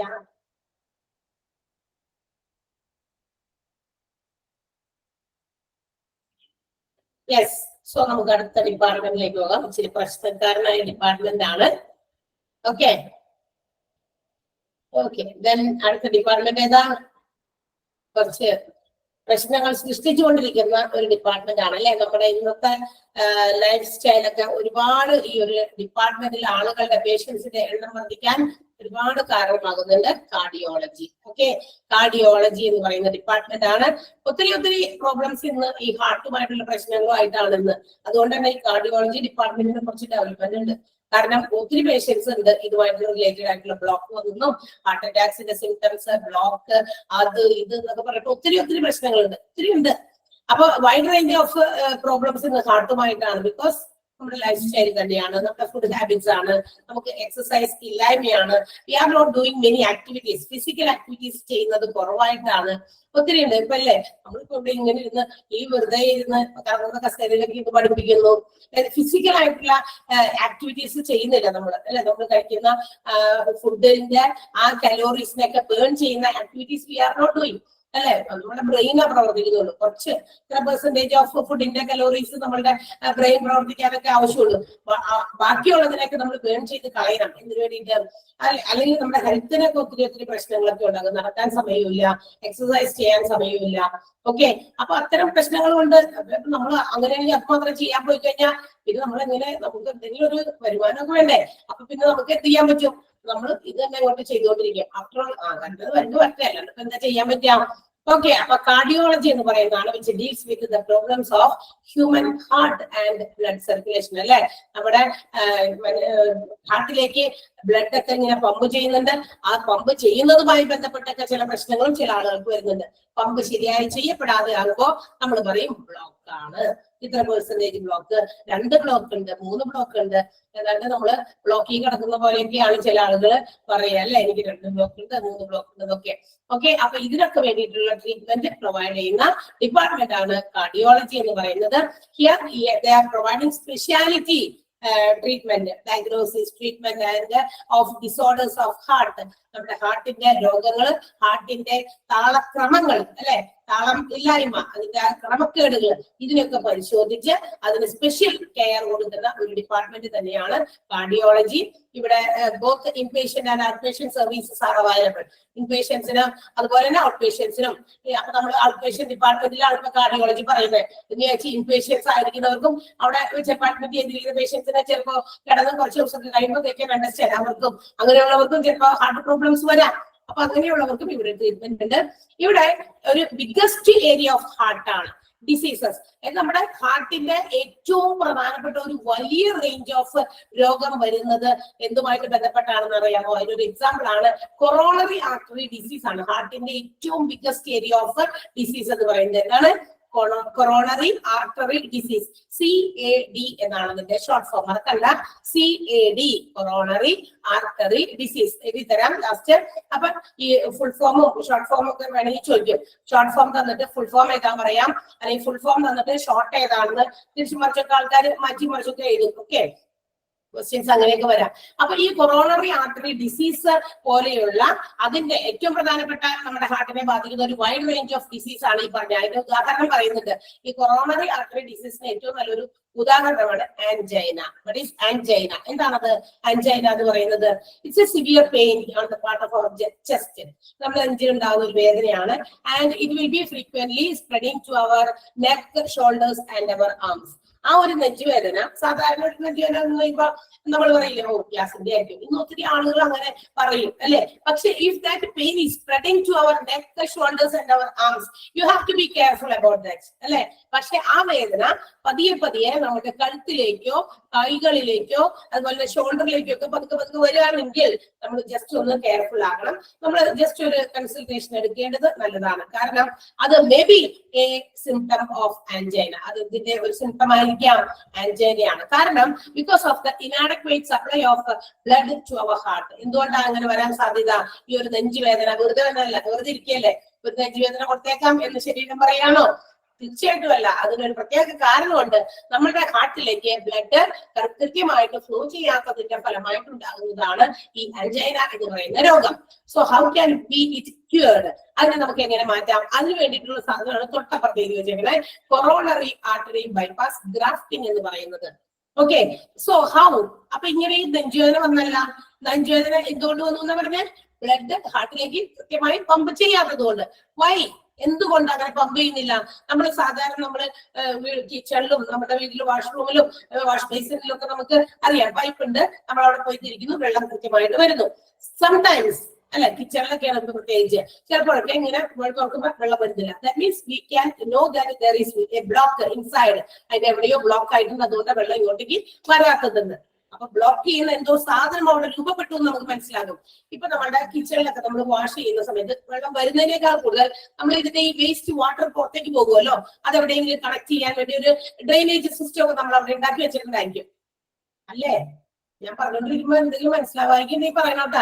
ഓക്കെ, അപ്പൊ നമ്മൾ ഈ വാഷ് ചെയ്യുന്ന സാധനം പാത്രങ്ങളൊക്കെ കഴുകുന്നിടത്തായിരിക്കും കൂടുതൽ. കാരണം അവിടെ നമ്മൾ അറിയാതെ കുഞ്ഞു കുഞ്ഞു പാർട്ടിക്കിൾസ് ഉണ്ട് ഈ ഭക്ഷണമൊക്കെ കഴിച്ചതിന്റെ ഒക്കെ. നമ്മൾ കെയർലെസ് ആയിട്ട് അതൊന്നും മാറ്റാതെ വേഗം കൊണ്ട് നമുക്ക് ധൃതിക്ക് കഴുകിയിട്ട് വേഗം പോയി ഇതങ്ങനെ കുറെ പ്രാവശ്യമായി കഴിയുമ്പോ ഇതെല്ലാം കൂടി ചെന്ന് ഈ പൈപ്പിന്റെ ഒക്കെ ഈ ഓസാണല്ലോ, ഓസിന്റെ ചുറ്റില് അതിന്റെ ആ ഒരു ഉള്ളില് ഇൻസൈഡ് പാർട്ടിൽ ഇങ്ങനെ ചുറ്റും വന്ന് അവിടെ ഇരുന്ന് അടിഞ്ഞിരിക്കും. അത് കൂടുതലായി വരുമ്പോ എന്ത് ചെയ്യും? അതിങ്ങനെ പതുക്കെ അതിന് ആ വെള്ളത്തിൽ പോകാനുള്ള ഭാഗം എന്ത് ചെയ്യും? അങ്ങനെ ചെറുതായി പോകും, ചുരുങ്ങി ഈവൻ അത് ഒട്ടും തന്നെ വെള്ളത്തെ പുറത്തേക്ക് കളയാതെ ഇവിടെ വന്ന് ബ്ലോക്ക് ആവും. എവിടെ നമ്മൾ പാത്രം കഴിക്കൊണ്ടിരിക്കുന്നതെന്ന് അറിയും വെള്ളം അല്ലെ, അങ്ങനെ വരും. അപ്പൊ നമ്മൾ എന്ത് ചെയ്യും? സാധാരണ പ്ലംബറിനെ വിളിക്കും. അവര് വന്ന് അതൊക്കെ ഊരി കുറച്ച് അതിന്റെ പൈപ്പൊക്കെ ക്ലീൻ ചെയ്ത് ഇതൊക്കെ അല്ലേ. അപ്പൊ പറയും പോണ സമയം ചേച്ചി ചേട്ടാ അതേ നോക്കിക്കോട്ടെ, അതിനകത്ത് വേസ്റ്റ് അധികം ഇടരുത്, അതൊക്കെ അവിടെ വന്ന് അടിഞ്ഞു കൂടിയിട്ടാണ് ബ്ലോക്ക് ആയേ എന്നൊക്കെ അവര് നമുക്ക് പറഞ്ഞുതരും. സംടൈംസ് അവർ ആ പൈപ്പിന്റെ ആ ഒരു പീസ് തന്നെ മാറ്റേണ്ടി വരും. കാരണം അത് ചിലപ്പോൾ റിപ്പയർ ചെയ്യാൻ പറ്റില്ല. അതിന്റെ ചിലതൊക്കെ ആണെങ്കിൽ വലിയ കുഴപ്പമില്ലാതെ നമുക്ക് വാട്ടർ ഫോഴ്സ് ചെയ്ത് അതിനകത്ത് കൂടി പമ്പ് ചെയ്ത് ആ ഭാഗം ക്ലീൻ ചെയ്യാം. അല്ലെങ്കിൽ ഏതെങ്കിലും രീതിയിൽ അവർ ക്ലീൻ ചെയ്യും. നോക്കിയെന്ന് കണ്ടിട്ടില്ല, അതുകൊണ്ട് എനിക്ക് അത്ര കൃത്യമായിട്ട് അറിയില്ല. എന്തായാലും ആ ഒരു ബ്ലോക്ക് മാറ്റണം. അതിന്റെ ഉള്ളിൽ അടിഞ്ഞു കൂടിയിരിക്കുന്ന സാധനങ്ങൾ നമ്മൾ റിമൂവ് ചെയ്ത് കളഞ്ഞാൽ it will B okay. So that fine ആയിട്ട് നമുക്ക് വെള്ളത്തെ കളയാൻ പറ്റും. അതുപോലെ തന്നെ ജസ്റ്റ് ലൈക്ക് ദാറ്റ് നമ്മുടെ ശരീരത്തിലേക്കും ഈ ബ്ലഡ് ഹാർട്ടിലേക്ക് പമ്പ് ചെയ്യുന്ന കോയിലുണ്ട്. ഇതിന്റെ ആർട്ടറീസിൽ, അതായത് ബ്ലഡ് പാസ് ചെയ്യുന്ന ആർട്ടറി, ധമനി എന്ന് പറയും അല്ലെ, രക്തധമനികൾ, ബ്ലഡ് ആർട്ടറീസ് ഉണ്ട് അല്ലെ. ആ ആർട്ടറിയില് കൂടിയാണ് പമ്പ് ചെയ്ത് എവിടേക്ക് ഹാർട്ടിലേക്ക് എത്തുന്നത്.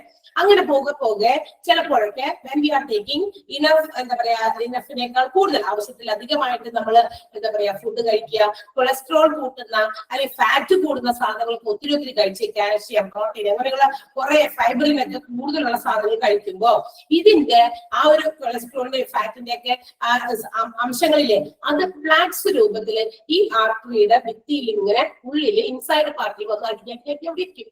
പ്ലാക്ക് പോലെ, പ്ലാക്ക് പറഞ്ഞാൽ ഇങ്ങനെ വേസ്റ്റ് കട്ടുപിടിക്കുക. ഡെന്റൽ പ്ലാക്കും ഉണ്ട് കേട്ടോ. ചില കുട്ടികളിലൊക്കെ ബ്രഷിംഗ് ഒക്കെ ശരിയാകാത്തത് കൊണ്ട് ഈ പല്ലിന്റെ അടിയിൽ ഒരു ലൈറ്റ് യെല്ലോയിഷ് കളറിലുള്ള സാധനം വന്ന് ഇങ്ങനെ അടിഞ്ഞുകൂടും, കട്ട പിടിക്കും. അത് അവിടെ ഇരുന്നിട്ട് ഒരു എന്താ പറയാ ഒരു സ്റ്റോൺ ലൈക്ക് ഒരു മെറ്റീരിയൽ പോലെ ഫോം ചെയ്യും. അത് നമ്മൾ ഡെന്റിസ്റ്റിന്റെ അടുത്ത് പല്ല് ക്ലീൻ ചെയ്യിക്കുമ്പോ അവർ കാണിച്ചു തരും അത് ബ്രഷിംഗ് പ്രോപ്പർ അല്ല, അപ്പൊ ഇങ്ങനെ ചെയ്യിപ്പിക്കണം എന്നൊക്കെ പറഞ്ഞാൽ നമുക്ക് ഇൻസ്ട്രക്ഷൻസും തരും. അപ്പൊ അതുപോലെ ഒരു പ്ലാക്കുകൾ എവിടെയും നമ്മുടെ ഈ ആർട്ടറിയുടെ ചുറ്റും ഇങ്ങനെ വന്ന് അടിഞ്ഞുകൂടിയിരിക്കും. അപ്പൊ നമുക്ക് എന്ത് ചെയ്യാൻ പറ്റും? നമുക്കത് എടുത്ത് വെച്ചിട്ട് അയ്യോ ക്ലീൻ ചെയ്യാൻ പറ്റുമോ? പറ്റില്ല. സോ അങ്ങനെയുള്ള ആ ഒരു ആർട്ടറീസിൽ ഉണ്ടാകുന്ന പ്ലാക്സിനെ റിമൂവ് ചെയ്യുന്ന ഒരു ബൈപ്പാസ് ഗ്രാഫ്റ്റിംഗ് എന്ന് പറയുന്ന സംഭവമാണ്, ഒരു സർജിക്കൽ പ്രൊസീജിയർ ആണ് coronary artery bypass grafting. So that by doing this, ഇങ്ങനെ ഈ ആർട്ടറീസിൽ ഉണ്ടാകുന്ന ഈ ഒരു സർജറിയിലൂടെ ആർട്ടറീസിൽ ഉണ്ടാകുന്ന ഈ സാധനം, ഈ വേസ്റ്റുകൾ അല്ലെങ്കിൽ ഈ ഫാറ്റ്സ് ഒക്കെ അടിഞ്ഞു കൂട്ടിയിട്ട് ഉണ്ടായിരുന്ന ബിൽഡപ്പ് ചെയ്ത ഈ ഫാറ്റും കൊളസ്ട്രോളും ഒക്കെ നമ്മൾ പ്ലാക്സ് ഒക്കെ റിമൂവ് ചെയ്ത് കഴിഞ്ഞാൽ എന്ത് പറ്റും? The blood can flow easily to the heart. Blood വളരെ സ്മൂത്ത് ആയിട്ട് ഹാർട്ടിലേക്ക് പോകും. So that we can increase our life expectancy. മാത്രമല്ല നമ്മുടെ ആയുർദൈർഘ്യം കുറച്ചുകൂടി നാളത്തേക്ക് കൂട്ടിയെടുക്കാൻ പറ്റും. അത് അറിഞ്ഞാൽ, ഈ അഞ്ചൈന വന്നു കഴിയുമ്പോൾ ഇങ്ങനെ അറിയുകയാണെങ്കിൽ നമുക്കത് മനസ്സിലാക്കി അതിനുള്ള സ്റ്റെപ്സ് എടുത്ത് അതൊക്കെ ക്യൂർ ചെയ്യാൻ പറ്റും. അതേസമയം ഇത് അറിഞ്ഞില്ല, ഇടയ്ക്കിടയ്ക്കുള്ള നെഞ്ചുവേദന അല്ലെങ്കിൽ ഇങ്ങനെയുള്ള സാധനം നമ്മൾ ഒട്ടും പ്രതീക്ഷിക്കുന്ന എന്താ പറയുക കെയർ ചെയ്യുന്നില്ല എന്ന് വിചാരിക്കുക, അതങ്ങനെ കണ്ടിന്യൂ ചെയ്യും. ഗ്യാസിന്റെ ആണ് അതാണ് ഇതാണെന്നൊക്കെ പറഞ്ഞ് നമ്മൾ മൈൻഡ് ചെയ്യാതൊക്കെ ഇരുന്നാൽ ആഫ്റ്റർ ഓൾ എന്ത് ചെയ്യും, പെട്ടെന്ന് ഈ സാധനം പെട്ടെന്ന് ബ്ലോക്ക് ആയി പോകും. ബ്ലഡ് അതുകൊണ്ട് പ്രവേശിച്ചേ തീർന്ന് പണി അല്ലെ. അതിനെയാണ് നമ്മൾ അറ്റാക്ക് എന്ന് വിളിക്കുക അല്ലെ. അപ്പൊ ഈ എന്താ പറയാ നമ്മുടെ മയോകാർഡിയൽ ഇൻഫാക്ഷൻ, ഹാർട്ട് അറ്റാക്കിന്റെ മറ്റൊരു പേരാണ് അവിടെ ഉണ്ടത്. നമ്മള് ഡോക്ടേഴ്സ് ഒക്കെ സാധാരണ മെഡിക്കൽ ഫീൽഡിലുള്ളവർ അങ്ങനെയാ ഉപയോഗിക്കാം. നമ്മൾ സാധാരണക്കാർ ഹാർട്ട് അറ്റാക്ക് എന്ന് വിളിക്കും, അവരതിനെ MC മയോകാർഡിയൽ ഇൻഫാക്ഷൻ എന്ന് വിളിക്കും കേട്ടോ. അപ്പൊ ആ ഒരു സംഭവം ഉണ്ടാകുന്നു എങ്ങനെ, ഈ ഒട്ടും നമ്മൾ ശ്രദ്ധിക്കാതെ അഞ്ചൈന പോലെയുള്ള ഇത്തരം രോഗങ്ങൾ വന്നു കഴിഞ്ഞാൽ ഈ ബൈപ്പാസ് ഗ്രാഫ്റ്റിങ്ങോ മറ്റൊക്കെ ചെയ്ത് അത് ക്ലിയർ ചെയ്ത് കഴിഞ്ഞാൽ അത് എന്ത് ചെയ്യും, അത് പെട്ടെന്ന് നിലച്ചു പോവുകയും ആഫ്റ്റർ ഓൾ അവിടെ ഡെത്ത് സംഭവിക്കുകയും ചെയ്യും. അപ്പൊ ഇത്തരം കാര്യങ്ങളൊക്കെ നമുക്ക് ക്ലിയർ ചെയ്യാൻ പറ്റുന്ന ഒരു ഡിപ്പാർട്ട്മെന്റ് ആണ് cardiology. And also cardiovascular surgery നടക്കുന്നുണ്ട്. അതും ഇതുപോലെ ഹാർട്ട് ഓപ്പറേഷൻസ്, സർജിക്കൽ ട്രീറ്റ്മെന്റുകൾ, ബ്ലഡ് വെസൽസിൽ ഉണ്ടാകുന്ന സർജറീസ്, ഇതിനൊക്കെ ഉള്ള ട്രീറ്റ്മെന്റും നമുക്ക് എവിടെ പ്രൊവൈഡ് ചെയ്യുന്നുണ്ട്, കാർഡിയോളജി ഡിപ്പാർട്ട്മെന്റിൽ പ്രൊവൈഡ് ചെയ്യുന്നുണ്ട്. മാത്രമല്ല കാർഡിയാക് സർജറി ഒത്തിരി കാര്യങ്ങളും സർജറീസിൽ ഉൾപ്പെടുന്നുണ്ട്. അതായത് നമ്മുടെ ബൈപ്പാസ് സർജറി, ബ്ലോക്കുകളൊക്കെ മാറ്റുന്നത്, വാൽവ് റിപ്പയർമെന്റ്, വാൽവിന് എന്തെങ്കിലും കേടുപാടുണ്ടെങ്കിൽ അത് റിപ്പയർ ചെയ്യാം. ആൻഡ് ഓൾസോ സിമിലർലി വാൽവ് റീപ്ലേസ്മെന്റും ഉണ്ട്. വാൽവ് റിപ്പയർ ചെയ്തെടുക്കുന്ന എപ്പോഴാണ് നമ്മുടെ വീട്ടിലുള്ള ചില ഉപകരണങ്ങളൊക്കെ എന്തെങ്കിലുമൊക്കെ പെട്ടെന്ന് ബ്രേക്ക് ഡൗൺ ആയാൽ നമ്മൾ കൊണ്ടുപോകും, റിപ്പയർ ചെയ്യാൻ കൊണ്ടുപോകും. ആഫ്റ്റർ ഓൾ അവർ പറയണം, ഓ ഇതിന് റിപ്പയർ ചെയ്യാൻ പറ്റില്ല, ഇതിന്റെ മെയിൻ പാർട്ടാണ് വാങ്ങിക്കണേ, അതിനൊരു ഇത്ര രൂപയാവും, അപ്പൊ നമ്മൾ റിപ്പയർ വിട്ടേക്ക്. അത് പറഞ്ഞാൽ ആ സാധനം മേടിച്ച് പണിയതിന്റെ മേളിൽ ഘടിപ്പിക്കുന്നതിനേക്കാൾ ഭേദം അതിന്റെ കൂടെ അത്രയും കൂടി പൈസ കൂടി ചിലപ്പോൾ നമുക്ക് ഒരെണ്ണം പുതിയത് വാങ്ങിക്കാം. അപ്പൊ നമ്മൾ റീപ്ലേസ് ചെയ്യും, അത് മാറ്റി വേറെ. അതുപോലെ തന്നെ നമ്മുടെ ഇതിനകത്തുള്ള പല ഓർഗൻസും അങ്ങനെയൊക്കെ ഉണ്ട്. അപ്പൊ റിപ്പയർ ചെയ്യാൻ പറ്റിയില്ലെങ്കിൽ വാൾ ഷുഡ് ബി റീപ്ലേസ്ഡ്. അപ്പൊ റീപ്ലേസ്മെന്റ് നടക്കുന്നുണ്ട്. പിന്നെ എന്താ പറയാ കോൺജെനിറ്റൽ ഡിഫക്ട്സ്. എന്താണ് കോൺജെനിറ്റൽ ഡിഫക്ട്സ് എന്ന് പറഞ്ഞു കഴിഞ്ഞാൽ അത് ബൈ ബർത്ത് കൊണ്ട് തന്നെ നമുക്ക് ജന്മനാ തന്നെ ചില കുട്ടികളിൽ ഹാർട്ടിന്റെ കുറെ പ്രശ്നങ്ങൾ, ഒന്നിലധികം പ്രശ്നങ്ങളൊക്കെ ഉണ്ടാകാം ജനിച്ചപ്പോഴേ തന്നെ ആ കുട്ടിക്കുണ്ട്. So that if they are realising it early, എത്രയും പെട്ടെന്ന് അത് മനസ്സിലാക്കി കഴിഞ്ഞാൽ it can be cured by surgeries. അത് ചെറുതിലെ തന്നെ മാറ്റിയെടുക്കാം പല സർജറീസിലൂടെ. അങ്ങനെയുള്ള ഡിഫക്റ്റുകളെയാണ് നമ്മൾ കോൺജെനിറ്റൽ ഡിഫക്ട്സ് എന്ന് വിളിക്കുക. പിന്നെ വാസ്കുലർ ഡിസീസസ്, ബ്ലഡ് വെസൽസിൽ ഉണ്ടാകുന്ന ഡിസീസസ്, ഇതൊക്കെ സർജറിയിൽ പെടുന്നതാണ്. നമ്മുടെ കാർഡിയാക് സർജറിയിൽ പെടുന്ന കാര്യങ്ങളാണ് ഈ പറഞ്ഞേക്കുന്നതൊക്കെ. അതൊക്കെ ഒന്ന് ഓർത്തിരിക്കണം ഏതാണെന്ന്. ആ വാക്കുകൾ ഓർത്താൽ മതി. Bypass surgery, valve repair, valve replacement, congenital defects, vascular diseases, ഇതൊക്കെ തന്നെ ബ്ലഡ് വെസൽസിന്റെ ഡിസീസസ് എല്ലാം തന്നെ. ആൻഡ് ഓൾസോ അഗെയിൻ അനദർ ഒരു ട്രീറ്റ്മെന്റ് കൂടി ഈ കാർഡിയോളജി പ്രൊവൈഡ് ചെയ്യുന്നുണ്ട്. അതിന്റെ പേരാണ് pace maker implantation. Pace maker implantation അതായത് നമ്മുടെ ഹാർട്ട് ഇടിക്കണ്ടല്ലോ അല്ലെ, നമ്മള് ഹാർട്ട് ഇടിക്കും അല്ലെ. ആ ഹാർട്ട് ഇടിക്കുന്നത് വളരെ കുറഞ്ഞു പോകുക അല്ലെങ്കിൽ കൂടി പോകുക, ഒരു ആവറേജ് റേറ്റ് ഉണ്ട് എല്ലാത്തിനും. നമ്മുടെ എന്താ പറയുക ശരീരത്തിനകത്തും പുറത്തും ഉള്ള എല്ലാ ഓർഗൻസും പ്രവർത്തിക്കുന്ന ഒരു പ്രത്യേക ആവറേജ് രീതിയിലാണ് എല്ലാത്തിനും ഒരു പ്രവർത്തനം. അത് കൂടാനും പാടില്ല, കുറയാനും പാടില്ല. കൂടിപ്പോയാലും പ്രശ്നം, കുറഞ്ഞു പോയാലും പ്രശ്നം. അപ്പൊ ഹാർട്ട് ബീറ്റും if it is going to low or to high, കുറച്ച് കൂടി പോകുക, ചിലരിൽ പെട്ടെന്ന് കുറെ ഹാർട്ട് ബീറ്റ് ചെയ്യാം, ചിലർക്ക് ഒട്ടും തന്നെ ഇല്ലാതാകുക. ഇത്തരം പ്രശ്നങ്ങൾ അനുഭവിക്കുന്ന ആളുകളുടെ ശരീരത്തില് അല്ലെങ്കിൽ അവരുടെ ഹാർട്ടിനെ ആ ഒരു കറക്റ്റ് പേസിൽ കൊണ്ടുവരാൻ, എന്ന് വെച്ചാൽ എത്ര ബീറ്റ്സ് ആണ് മിനിറ്റിൽ വേണ്ടത്, ആ ഒരു പേസ് ലെവലില് കറക്റ്റ് ചെയ്യാൻ വേണ്ടിയിട്ട് ഒരു ചെറിയ ഇൻസ്ട്രുമെന്റ്, ഒരു ബാറ്ററിയിൽ ഓപ്പറേറ്റ് ചെയ്യുന്ന ഒരു സാധനം, ഒരു ചെറിയ ഒരു ഇൻസ്ട്രുമെന്റ് ആണ്. അത് നമ്മളുടെ ഈ നെക്കിന്റെ താഴെയുള്ള സ്കിൻ ഓപ്പൺ ചെയ്തിട്ട് അതിന്റെ ഉള്ളിൽ ഇങ്ങനെ പ്ലേസ് ചെയ്ത് വെക്കും. സോ ദാറ്റ് ഈ പറയുന്ന ഹാർട്ട്, നമ്മുടെ ഹാർട്ടിലെ ഇങ്ങനെ താഴേക്ക് അതായത് എന്താ പറയാ ഇടിക്കുന്നത് കുറഞ്ഞു പോകുന്ന സമയത്ത് എന്ത് ചെയ്യും, അതൊരു ഇൻഫോർമേഷൻ പാസ് ചെയ്യും. എന്ത്, ഹാർട്ട് ബീറ്റ് താഴേക്ക് പോകുന്നു. അപ്പൊ ആ ഇൻഫോർമേഷൻ പാസ് ചെയ്യുമ്പോൾ പെട്ടെന്ന് ആ ഇൻഫോർമേഷൻ കിട്ടിക്കഴിയുമ്പോൾ എന്ത് ചെയ്യും, അയ്യോ അങ്ങനെ കുറയാൻ പാടില്ല എന്ന് വിചാരിച്ചിട്ട് എന്ത് ചെയ്യും, അത് കറക്റ്റ് പേസിൽ ആ ലെവലിലേക്ക് കൊണ്ടുവരും. അങ്ങനെ കൺട്രോൾ ചെയ്ത് നിർത്താൻ വേണ്ടിയിട്ട് ഉപയോഗിക്കുന്ന ഒരു ചെറിയ ഉപകരണമാണ് പേസ് മേക്കർ എന്ന് വിളിക്കുന്നത്.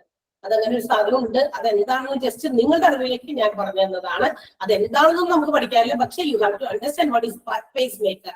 എന്താണ് നമ്മളൊന്ന് അറിയണം. ഇത് ഇംപ്ലാന്റ് ചെയ്യേണ്ടതെന്ന് പറഞ്ഞു ഒരു സാധനം ഉണ്ടെന്നാവോ എന്ന് വിചാരിക്കരുത്. നമ്മുടെ heart beat to low to high പോകുന്ന സമയത്ത് കൺട്രോൾ ചെയ്ത് അതിന്റെ പേസ് ലെവലിൽ, pace means to make it correct in the average level, ആ ആവറേജ് ലെവലിൽ കീപ്പ് ചെയ്യാൻ വേണ്ടിയിട്ട് ഉപയോഗിക്കുന്ന ഒരു ചെറിയ ഇൻസ്ട്രുമെന്റ് ആണ് which is operated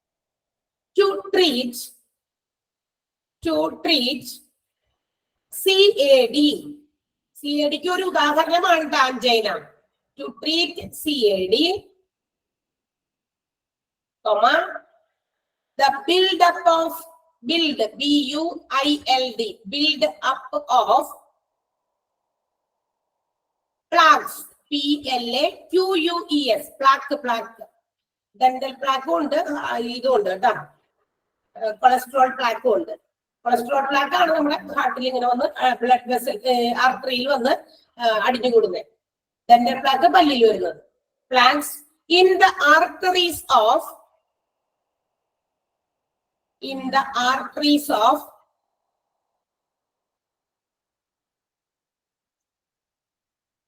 heart. In the arteries of heart. Full stop. It can relieve, RELIEVE, relieve. അങ്ങനെ ചെയ്യുമ്പോൾ ആ പ്ലാക്സ് ഒക്കെ റിമൂവ് ചെയ്ത് കഴിയുമ്പോൾ ആ സർജറിയിലൂടെ it can relieve chest pain, നെഞ്ചുവേദന മാറ്റാൻ പറ്റും. chest pain caused by caused by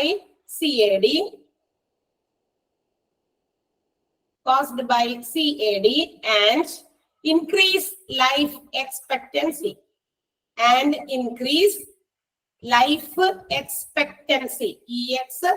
expectancy, expectancy, life expectancy വർദ്ധിപ്പിക്കാൻ സാധിക്കും. ഇതുകൂടി ഒന്ന് എഴുതിയേക്കാം. കോൺജെനിറ്റൽ ഡിഫെക്ട്സ്, ഇതിനകത്ത് വന്ന വേറൊരു വാക്കാണ്. പേസ് മേക്കർ അടുത്ത ദിവസം എഴുതാം, ഇത് കുറച്ച് കൂടുതലുണ്ട്, എഴുതിയിട്ടില്ല. കോൺജെനിറ്റൽ ഡിഫെക്ട്സ് ഒന്ന് എഴുതിയേക്കാം. Congenital defects, CONGENITAL, congenital defect, DEFECTS, congenital defects. Hyphenated എഴുതാം. one or more problems with the heart structure,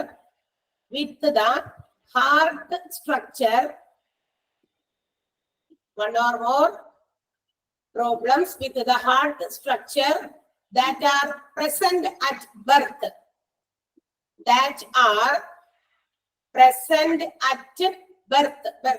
ജന്മനാ തന്നെ നമുക്ക് ഒന്നിലധികം ഹാർട്ട് പ്രോബ്ലംസ് ഉണ്ടാകുന്നതിനെയാണ് നമ്മൾ കോൺജെനിറ്റൽ ഡിഫെക്ട്സ് എന്ന് വിളിക്കുക.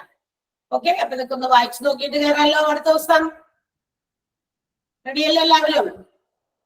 അടുത്ത ദിവസത്തേക്ക് നന്നായിട്ട് വായിച്ച് ചാടി ഇഷ്ടപ്പെട്ട ഉത്തരം പറഞ്ഞോളൂ കേട്ടോ. കുറെ ആൾക്കാർ വിളിക്കുമ്പോൾ മിണ്ടുന്നില്ല, റെക്കോർഡ് ക്ലാസ് കാണുമ്പോ അതൊന്ന് മനസ്സിലാക്കാൻ ഞാൻ ഈ പറഞ്ഞ കാര്യം ചോദിക്കുന്ന ചോദ്യത്തിന് പെട്ടെന്ന് ഉത്തരം കൂടി പറയാം. അല്ലെങ്കിൽ നമ്മൾ വിചാരിക്കും ഇവർക്ക് മനസ്സിലാവാഞ്ഞിട്ടാണോ, ഓക്കെ അത് അൺമ്യൂട്ട് ചെയ്യാം, മനസ്സിലാവാഞ്ഞിട്ടാണോ ഇവർ മറുപടി പറയാത്തതെന്നൊരു ചിന്ത വരുവേ, അതുകൊണ്ടാണ്.